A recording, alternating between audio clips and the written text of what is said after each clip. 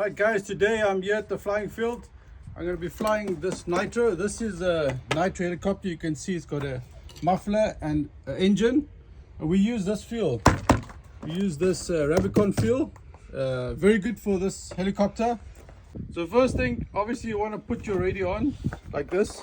But with this system, if you plug the battery, the radio comes on immediately.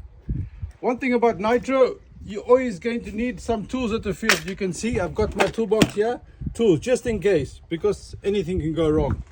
All right, so you fill up the tank. I have some fuel still left, so no problem. You then connect the power like this.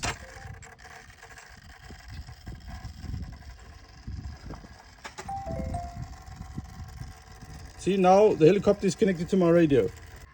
So once you've done your checks to make sure that everything is moving in the right direction, you then can open up your fuel line like this. So once you got the starter in place, you have to push the glow switch to give glow to the engine like that. Now you can try to start it. Now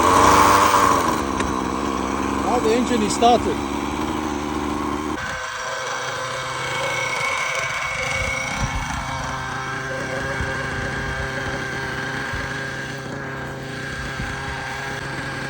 Nitro makes some smoke and some more noise.